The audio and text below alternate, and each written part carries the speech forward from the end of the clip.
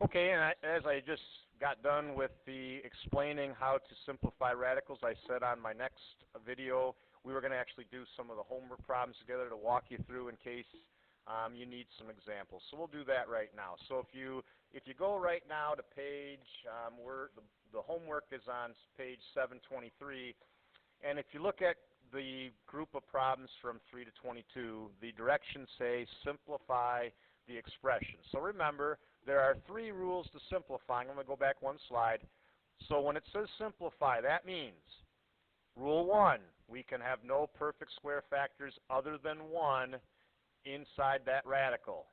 Number 2, you can't have any fractions underneath a radical. And number 3, if you have a fraction, you cannot have a radical in the denominator. It is okay to have a radical in the numerator, that means top, but you can't have one on the bottom of the fraction, that's the denominator. So let's go to problem number 5, and it asks us to simplify the square root of 96. So let's do that. Well, so my first question, I don't see any fractions in this, so rules 2 and 3 I already have covered. What I have to ask myself is there a perfect square factor that divides into 96? Now remember, my perfect square factors are 1, 4, well already I know 4 goes into that, 9, 16, 25, 36, 49. Remember, these are my perfect square factors, okay? You want to pick the one that's the biggest perfect square factor that goes into 96. Now I know 4 does, but so does 16. Okay, 16 times 6 is 96. So the square root of 96 is really the square root of 16 times the square root of 6. And now what is the square root of 16? Square root of 16 is 4. So this works into 4 square root 6. Now the square root of 6, if you look at this list, 1 does not, no, I'm sorry, the square root of 1 does go into 6, but remember, it is simplified if there's no perfect squares other than 1. So the square root of 1 does, but that doesn't really count. 4 doesn't go into 6 evenly, and then 9's already too big. So once we get here, this is now simplified. There's no perfect square that goes into 6, but you notice square root of 16 was 4. We have simplified this as far as we can. There's no perfect squares other than 1 that goes into 6. There's no fractions in here and no radicals in a denominator. We don't have a denominator. So this would be considered simplified. Okay? The way I kind of think about this, or at least when I remember doing it when I was your age, I was like, I want to pull as much of this 96 out of the radical as I can. And as long as I am dividing this number by if I can divide it by a perfect square number other than 1, maybe I should just cross 1 off the list. If I can divide this by any of these, then I have to pull that number out. I got to basically factor it.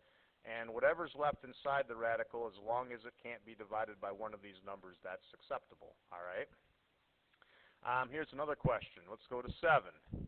Square root of 125b. All right, so now we put a variable in there. That shouldn't cause us a lot of panic. Okay, first of all, does this have a perfect square factor other than 1? So I'm thinking back on my list again. Does 4, 9, 16, 25, 36, 49, any of those, do they go into 125? Well, certainly one does. 25 definitely goes into 125. So I can break square root of 125b up. I can break it up into square root 25 times 5 square root b. Now, if you think about this, 25 times 5b would get me right back to 125b. Okay, well, here's the thing. Square root of 25, that's 5. Square root 5, none of my perfect square numbers other than 1 goes into that. If you think 4 won't go into 5 evenly, 9's already too big, so none of these go into 5, and I can't, and the square root of b, I can't take the square root of b. I have an odd power. This would be b to the first. So I end up with just 5 times 5 square root 5b. So let me say it again, 5 times square root 5b. I cannot simplify the square root of 5b. This is acceptable to keep this like that. 11. Now, number 11, if you look at it, it starts off with 5 times square root 30. Now, there's a couple ways you can do this problem. I just went ahead and I combined these into one number first. Square root of 5 times square root of 30 is the square root of 150. Okay, so now the question is, what goes into square root of 150? Do any of the perfect square numbers, does 4, 9, 16, 25, 36, 49, 64, and so on, do any of those divide evenly into 150? And ding, ding, ding, yep, 25 does. Okay, so I can break this up into square root 25 times square root 6, and the square root of 25 is 5, and now none of these do divide evenly into 6, so I'm going to end up with 5 square root 6, and that would be simplified. 15. Now 15 is the first time they actually have us work with variables and exponents underneath a radical. Okay, so I have 2 square root a to the 4th times b to the 5th. Now, I know I can take the square root of a to the 4th, because that's going to be a squared, but then I have this odd power here, and, you know, I can't take the square root of an odd power, but here's what you can do to kind of get around that, all right? Do we have perfect squares here? Well, yes, we do, okay? But here's what we can do. Now, if you think a squared times a squared is a to the 4th, I already said that. Now, b to the 5th, that doesn't have a perfect square, but b to the 4th does. B squared times b squared is b to the 4th. Well, here's how we can kind of manipulate the problem to get as much out of the radical as we can. Okay, I'm going to rewrite this problem. I have 2. I'm going to break this up. I have square root a to the 4th. I have square root b to the 4th times square root b. Now think, don't these two, let me get a different marker. If I put those back together, don't I still have b to the 5th? B to the 4th times b to the 1st is definitely b to the 5th. Well, you might be wondering, why did you break it up like that? Well, here's why. Because if I break it up that way, now think, I have the 2. The square root of a to the 4th is a squared. So I got a to the 4th out of the square root. That's good. The square root of b to the 4th is b squared. So I got that out of the square root. The only thing I can't get out of the square root because it doesn't have a perfect square is b. And remember, when I was your age, I just kind of thought of this as, let's get as much out of the square root as I can. I did get as much out of the square root as I can. I can't get the b out, but I can get a to the 4th out of it. It's a squared. And I can get b to the 4th out of there. It's b squared. That is now simplified. I can't get the square root of b out of there. It does not have a perfect square factor. All right? 21. Now I get into some of these that have fractions. And remember, when we have fractions, we said we cannot have a fraction inside of a radical. That's one rule. Can't have that. And then the second thing is we can never leave a radical in the denominator. Okay, so you might remember from my previous video I made the first thing. If I have the square root of a fraction, it's very legal or acceptable to make this into separate radicals. So instead of having the square root of the whole fraction, I'm going to do the square root of a cubed over the square root of 121. Okay, now I'm kind of lucky on this problem. The square root of 121, well, 121 is a perfect square. 11 times 11 is 121. So on the bottom, I'm going to end up with 11. So I did get rid of the radical on the bottom. Square root of 121 is 11. Now on the top, I can't take the square root of a cubed because third power is odd, but I could do this. I could rewrite this instead of a cubed. I'm going to break a cubed up into a squared times a. So the square root of a squared times the square root of a. Now the square root of a squared, I can take the square root of a squared. It's just plain a. I can't do anything with the square root of a. Now remember, my goal is to get as much out of the radical as I can. I end up with a square root a over 11. Okay, this is acceptable. Here's why. I do not have any, I don't have any square root factors other than 1 inside my radical. That's good. I do not have a fraction underneath the radical here. That's good. And I do not have a square root in the denominator anymore. That's good. It's totally legal to have a square root in the numerator. I can't have one in the denominator. So this is simplified right now. Okay? And that's just what we said. No perfect squares other than 1 inside the radical, no fraction inside the radical, and no radical in the denominator. Okay? Question 27 says 4 over square root 3. I can't have this. This is unacceptable right now. I cannot leave a radical in the denominator. So I showed you in my previous video how to get rid of this. The square root of 3, 3 is not a perfect square, so I'm stuck. I can't do the square root of 3 like I did here with the square root of 121. So the way you can get rid of the square root of 3 in the denominator, very simple. Just quickly multiply the numerator and the denominator. Put a little star next to it here.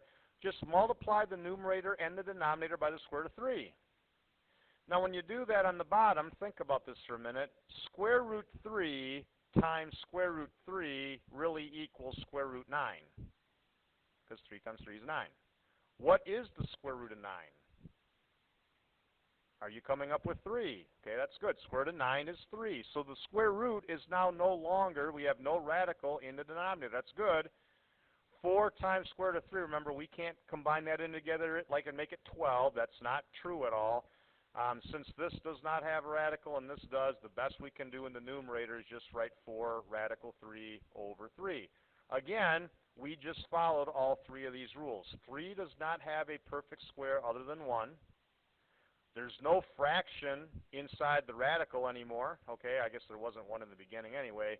There is no radical in the denominator. It is totally okay for me to have one in the numerator, not okay for me to have one in the denominator. And here's one more question. I guess let me cover this up and we can walk through it. Okay, so 28, we had square root 5 over 48. Okay, I cannot have a fraction inside of a radical. So the first thing I will do is break this up into separate radicals. I got radical 5 on top, radical 48 on the bottom. Okay, next thing. Well, if you think for a minute, square root 48, when I think about my list of radicals, let me write down my list of radicals. 4 and 9 and 16 and 25 and 36 and so on, going on, 49. Okay, when I think 16 does go into 48. 16 times 3 is 48. So I broke radical 48 into radical 16, radical 3. And I did that because what is the square root of 16? Square root of 16 is 4. So I can rewrite that into 4 radical 3 in the denominator. I still have radical 5 in the numerator. I am still breaking one rule. I cannot have radical 3 in the denominator, and I can't do radical square root of 3. It doesn't work out to a whole number, I guess I could say. So square root of 3, to get rid of it, I can now multiply the numerator and the denominator by the square root of 3. So if I take square root of 3 times square root of 3 in the denominator, I get square root 9, and the square root of 9 is 3. So now I have 4 times 3 in the denominator, which is 12.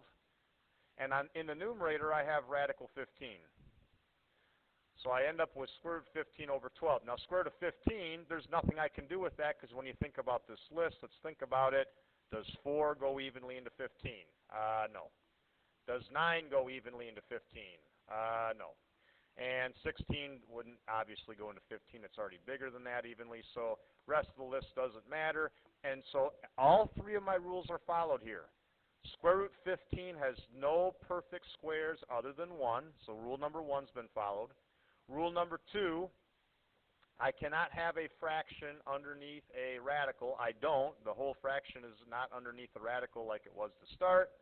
And I do not have any radicals in the numerator anymore. Remember, it is totally acceptable to have a radical in the denominator.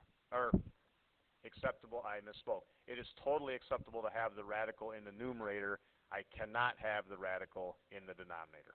Okay, so I hope those examples make sense and help you navigate through the assignment today.